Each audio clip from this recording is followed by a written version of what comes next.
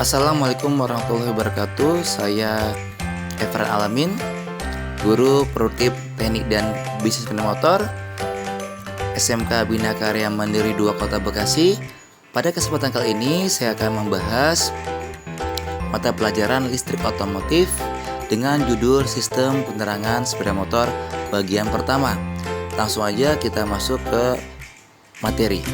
Sistem penerangan sepeda motor, pengertiannya, fungsi sistem penerangan adalah sebagai penerangan jalan kepada pengemudi dan orang lain untuk ketertiban dan keselamatan bersama.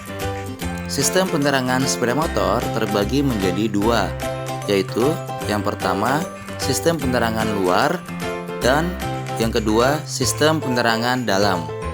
Sistem penerangan luar terbagi menjadi 5. Yang pertama adalah lampu kepala, yang kedua lampu sein, yang ketiga lampu stop atau rem, yang keempat lampu kota atau lampu jarak, yang kelima lampu DRL.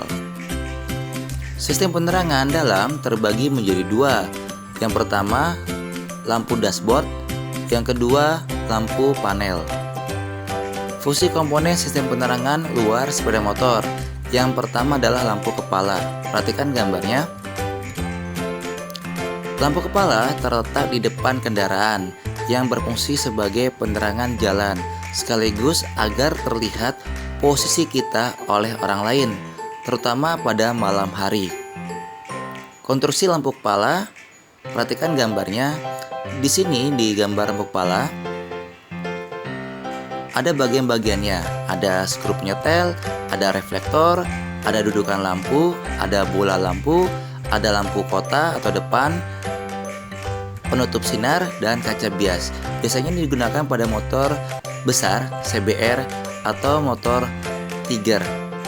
Yang bilang dikatakan baik digunakan pada tipe motorsport. Dan gambar yang kedua adalah jenis bola lampu pada lampu kepala. Ada bola lampu biasa dan ada bola lampu quartz halogen. Sistem lampu kepala terbagi 2 jenis, yaitu lampu dekat dan lampu jauh. Lampu dekat digunakan sebagai penerangan jalan, khususnya di malam hari. Cara kerja lampu ini menyinari area di depan motor dengan memiliki jarak dekat dengan sepeda motor. Lampu jauh berfungsi sebagai yang pertama, bertugas memberikan penerangan jarak jauh. Yang kedua, pengganti klakson. Misalnya saat berkendara sedang melaju dan akan mendahului kendaraan lain. Biasanya ini menggunakan lampu kecil, lampu dim pada jenis sepeda motor sporty. Yang ketiga, penanda bagi pengendara lain di arah yang berlawanan. Yang keempat, ketika berkendara di jalan yang memiliki pencahayaan rendah dengan kecepatan tinggi dan sepi. Jenis lampu kepala terbagi 2 jenis, yaitu 1 single filament, 2 double filament. Ini adalah gambar tentang filamen pada bola lampu kepala. Yang pertama adalah single filament pada bola lampu single N. Yang kedua double filament pada bola lampu single N. Untuk lampu kepala sepeda motor biasanya menggunakan double filament. Supaya satu reflektor pada lampu kepala dapat digunakan untuk lampu jauh dan dekat, maka lampu kepala dibuat terdiri dari 2 filamen yang dikonstruksi secara khusus agar sinar masing-masing filamen lampu sinarnya dapat memantul jauh atau dekat. Perhatikan gambarnya. Untuk gambar A itu adalah penyinaran lampu dekat pada lampu kepala pada reflektor saat terjadi pemantulan sinar yang dihasilkan oleh lampu dekat tersebut. Dan yang B adalah penyinaran lampu jarak jauh